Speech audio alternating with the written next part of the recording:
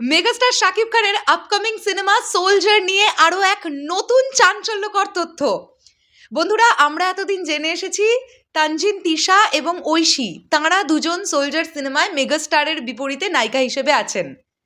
এখন উঠে আসছে তৃতীয় নায়িকার নাম। তার নাম কি? এবং তাকে অলরেডি আমরা ভাইরাল হয়ে যাওয়া ফটোতে দেখেছি, ভিডিওতে দেখেছি। আমরা অনেকেই আইডিয়া করতে পারিনি তিনি কে। তার নাম আজকে সামনে এসেছে এবং জানিয়েছেন খোদ নায়িকা নিজেই। তাহলে এখান থেকে আর কোনো ডাউট তো থাকে না, কে সেই নায়িকা, আমরা কোথায় দেখতে পেয়েছি তাকে। হ্যালো আমার সাকিবিয়ান ভাইরা বোনেরা, চলে এলাম আরও একটা নতুন ভিডিও নিয়ে। আশা করছি তোমরা সকলে খুব খুব খুব ভালো আছো। এই ইনফরমেশনটা আমি পেলাম বাংলাদেশি চলচ্চিত্র পেজটি থেকে। এখানে আমি তোমাদেরকে বলতে চাই, সোলজারের তৃতীয় নায়িকা সৈয়দা তৌহিদা হক তিথি সোলজার সিনেমার তৃতীয় নায়িকা। এতদিন আমরা জানতাম তানজিন তিশা এবং ঐশীর নাম, তৃতীয় নামটা আমাদের কাছে এলো তিথির নাম। এবারে দেখি লেখাটা কি আছে। এই হচ্ছে সেই লেখা যেটা আমি তোমাদেরকে দেখিয়ে দিলাম।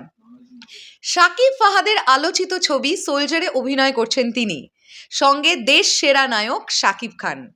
কয়েকদিন আগে সোলজারের শুটিংয়ের একটি দৃশ্য ভাইরাল হয় ফেসবুকে। সেখানে দেখা যায় শাকিব খানের সঙ্গে সালসা নৃত্য করছেন এক তরুণী। মনে আছে নিশ্চয়ই তোমাদের, ডান্সিং সেট থেকে একটা ভিডিও ছোট ভাইরাল হয়েছিল যেখানে দেখতে পাওয়া যাচ্ছিল, আমরা অনেকেই আইডিয়া করেছিলাম তিনি আর কেউ নন, তানজিন তিশা।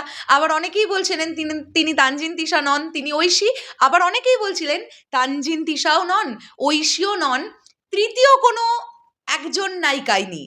তো সেই নায়িকার নামই কিন্তু আজকে সামনে এলো।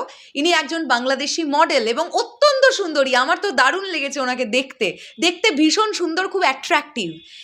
সকলে তখন ভেবেছিল সেই তরুণী তানজিন তিশা, তবে তিথি জানালেন সালসা শিল্পী আসলে তিনি। ছবিটিতে কাজের অভিজ্ঞতা জানিয়ে তিনি বলেন, ছবিতে আমার চরিত্রটাও গুরুত্বপূর্ণ। শাকিব ভাইয়া বড় তারকা, তবে শুটিংয়ের অভিজ্ঞতা খুবই ভালো। তিনি যেমন কোঅপারেটিভ, পুরো টিমটাও ছিল গোছানো। অনেক গোপনীয়তা বজায় রেখেই শুটিং করা হয়েছিল, কিন্তু কিভাবে যেন সালসা ডান্সের একটা ক্লিপ ছড়িয়ে পড়ে। এই হচ্ছে মেয়েটির ছবি। মেয়েটির ভীষণ ভীষণ সুইট এবং ভীষণ অ্যাট্রাক্টিভ। আমার তো খুব ভালো লাগছে তিথিকে দেখতে, তো আমার দারুণ লাগছে। এবং উনি নিশ্চয়ই খুব ভালো পারফরমেন্স দিয়েছেন।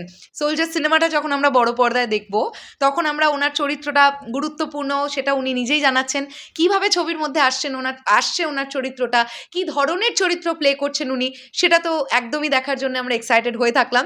এখন নতুন করে সোলজার নিয়ে যে আপডেটগুলো উঠে আসছে না, কোথাও গিয়ে আমি আজকে সকালেও এই কথাটা বলেছি, আমার মনে হচ্ছে সোলজার গল্পটা ইটসেলফ খুব ভালো হতে চলেছে।